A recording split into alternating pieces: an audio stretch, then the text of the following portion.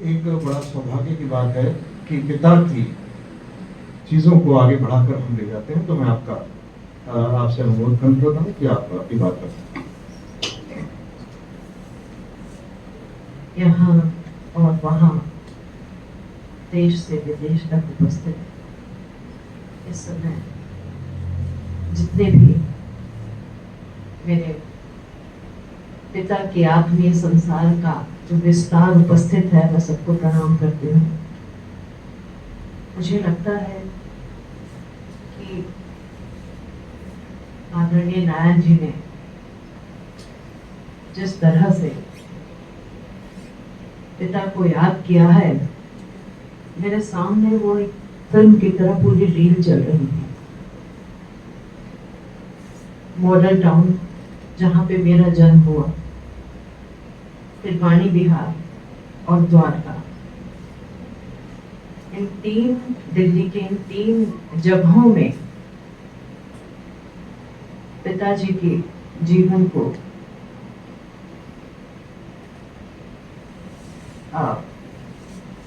अनुभव किया, महसूस किया। मैं 5 भाई बहनों में सबसे छोटी,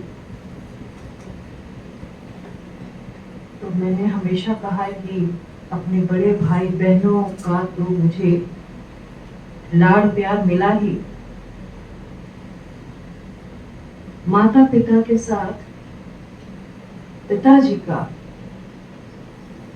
जो साहचर्य घर के भीतर ही नहीं, घर के बाहर भी जिस रूप से मिला, मुझे हर जगह, मैं जहां जहां बचपन से लेकर के अपने कर्म क्षेत्र अध्यापन तक में आई, तो पिताजी सामने हैं या नहीं हैं, मुझे लगता रहा कि पिताजी मेरे साथ चल रहे हैं, जिनके कुर्ते का कोना पकड़ करके मैं अभी तक चल रही हूँ। तो ये जो एहसास है, ये जो बोध है, इसने बहुत जगह विचलन होने से हमें बचाया भी, लेकिन कई बार तकलीफ भी दी।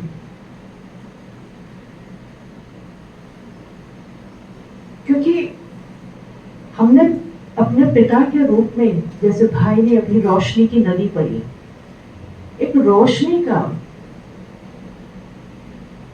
की एक ऐसी नदी देखी है, व्यक्तित्व का इतना उदात्त चरित्र देखा है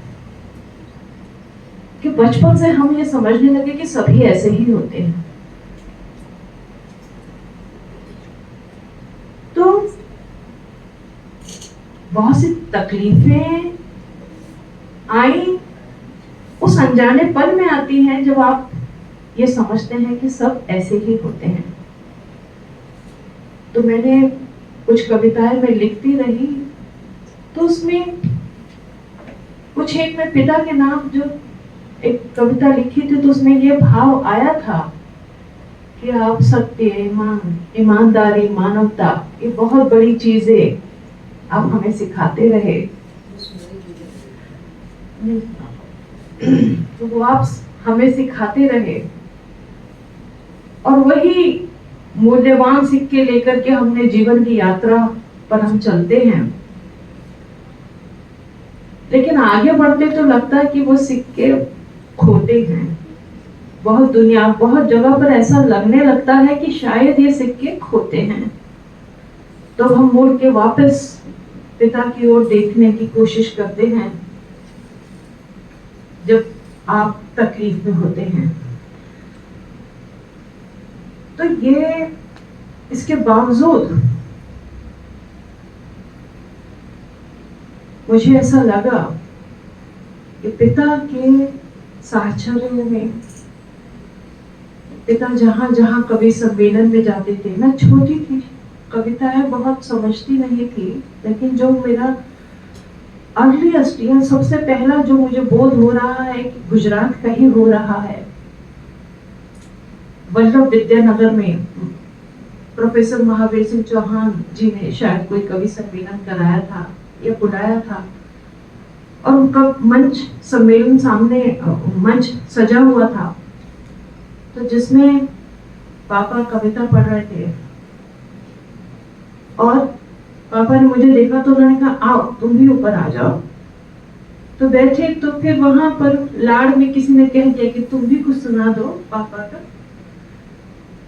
तो पापा की वो कविता, वो पंक्तियां मुझे याद रहती थी जो शायद मेरे कई अनुभव बोध से जुड़ी हुई थी।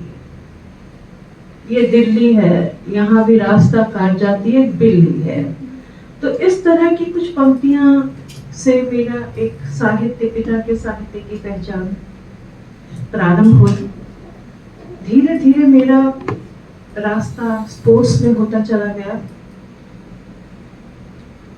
लेकिन पिताजी की जो,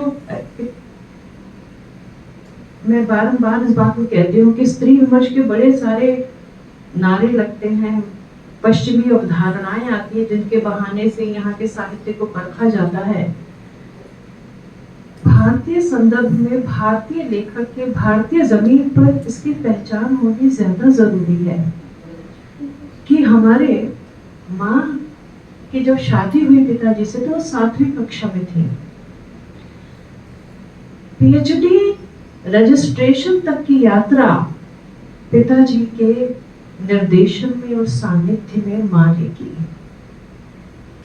1932 में पैदा हुई, यानी हमारे भतीजे भतीजी भांजे जब अपने सहपाठियों को बताते थे कि हमारी नानी या दादी जो हैं इस समय पैदा हुई और पीएचडी की अभी कर रही हैं, तो सब लोग बहुत हैरान रह जाते। दूसरी तरफ मैं जो स्पोर्ट्स में चली गई, स्पोर्ट्स में जाने पर आपके खास किस्म की वेशभूषा होती है, छोटे स्कर्ट या शॉर्ट्स पहनने होते हैं। तो बहुत से गांव या इधर से तमाम जो दबाव होता था कि लड़की के क्या करता था, क्या पहना होता था, तो ये सब इस तरह की बातें और इस तरह के विरोध पिताजी ने, माँ ने कभी भी हमारे तक आने ही नहीं दी। हमें बहुत बाद में पता चला। और हम जहां जाना चाहते हैं, हम सब भाई बहनों को अपनी अपनी दिशा, अपनी अपनी गति, अपना अपना क्षेत्र चुनने की पूरी स्वतंत्रता दी। तो पिताजी के नजदीक सबसे ज्यादा इसलिए मैं रही क्योंकि साहित्य का क्षेत्र मैंने चुना, और धीरे धीरे मुझे लगने लगा कि मेरी मीडिया की, स्पोर्ट्स की, जो भी मेरे अपने क्षेत्र हैं, वह सब थोड़ा थोड़ा पीछे होते चले गए। और जो जो मेरी भी उम्र होती गई, मुझे लगा कि मेरे पास केवल एक ही दायित्व है, और वह दायित्व है पिताजी के लिखे पढ़े को संभाल करना और उनके पाठकों तक उस साहित्य को पहुंचाना। तो धीरे धीरे हुआ ये कि पिछले 1 दशक में बाकी सारे मेरे काम पीछे हो गए, और यह काम मेरे लिए एक मिशन की तरह सामने आता चला गया। तो मैं पिताजी 3 साल पहले मां की बीमारी के कारण द्वारका स्थित शशांक मिश्र भाई के यहाँ आ गए थे। तो उसके बाद से मेरी जो दिनचर्या है, वो दिनचर्या यह रही कि सुबह, मेरा भी घर द्वारका मेरी भाई के घर के पास में है, कि सुबह पिताजी के पास कुछ समय लगा के कॉलेज जाना। इसलिए कॉलेज में भी मैंने अपने जो पीरियड्स हैं वो आफ्टरनून में लिए, और फिर वहां से शाम को लौटते समय फिर 3 घंटे माता पिता के पास रहना। और डॉक्टर ओम निश्चल जी की उपस्थिति को भी मैं रेखांकित करना चाहूंगी कि पिताजी का जो जन्म शताब्दी वर्ष है, उसको किस रूप में, कितनी गंभीरता से अब लेने का समय आ गया है। तो 3 साल पहले उन्होंने यह कहना मुझे शुरू किया। मुझे यह भी याद है, आदरणीय अनिल जोशी जी ने भी मुझे यह याद दिलाना प्रारंभ कर दिया था। तो अचानक से एक बहुत जिम्मेदारी का भाव मेरे भीतर आ गया। उसको किस रूप में कैसे करना है, यह सब भी मुझे लगता है कि समय ही करता चला गया। यहाँ पे ये कहने से भी मुझे कोई गुरेज नहीं है कि राजनीतिक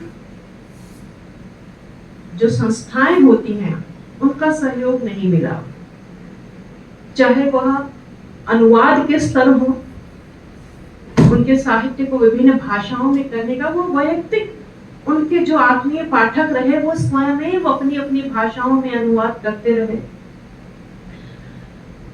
या जैसा अलका जी कई बार कहती हैं कि हम वाणी विहार वाला घर अब हमारे पास नहीं है, उसके कई कारण हैं। कारण ये है कि अब वहां पे कोई नहीं रहता था और वह जगह आपराधिक आसपास घटनाएं हो रही थी। तो पिताजी चाहते थे कि उनके रहते यह स्थान हटा दिया जाए। नहीं तो क्या राजनीतिक व्यवस्थाएं मेरे पिता के घर को स्मारक के रूप में नहीं ले सकती थी?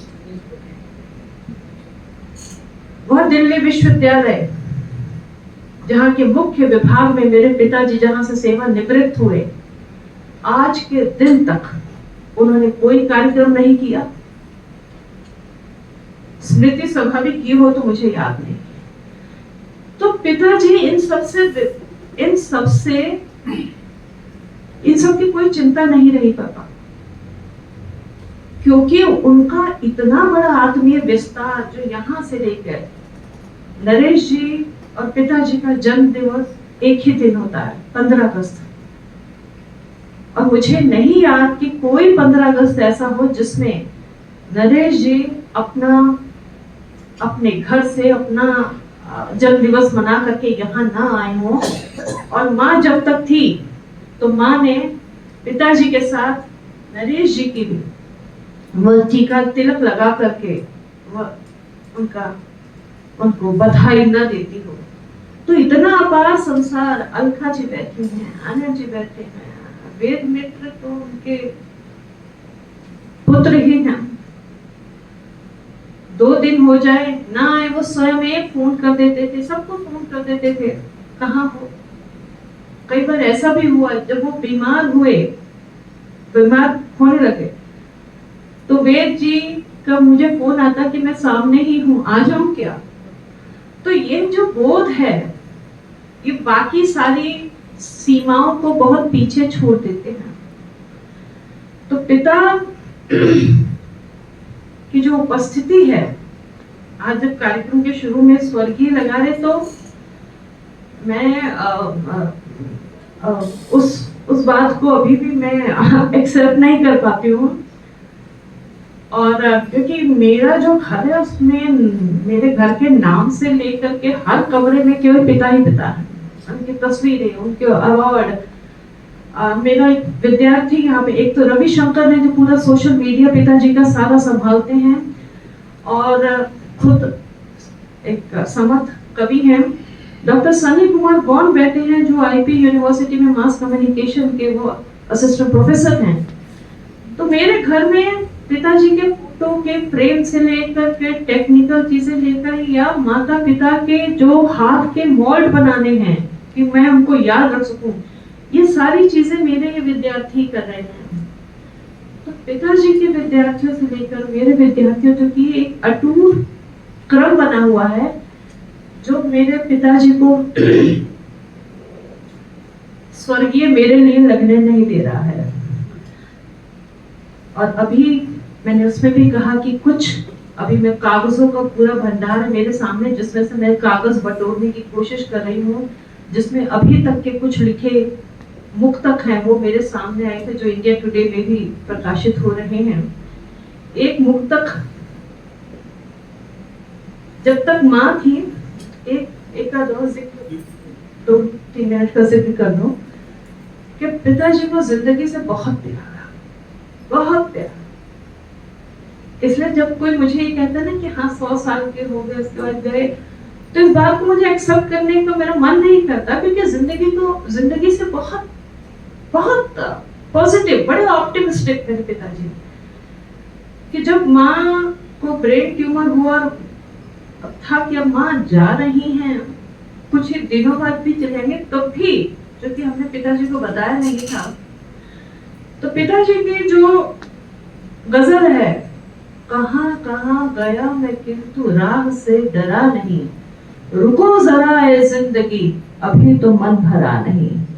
तो एक 100 साल की उम्र में भी वो यह लिख रहे हैं।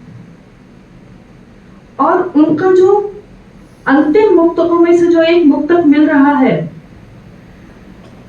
गा रही है आज कल भी प्यार से गाती रहेगी, गा रही है आज कल भी प्यार से गाती रहेगी, मेरी रचनाएं शहर से गांव तक जाती रहेगी, मैं रहूंगा नहीं कल, मैं रहूंगा नहीं कल, पर वे रहेगी जिंदगी बन, मेरे सवे लोग से हंस हंस के बतियाती रहेगी, गा रही है आज कल भी प्यार से गाती रहेगी।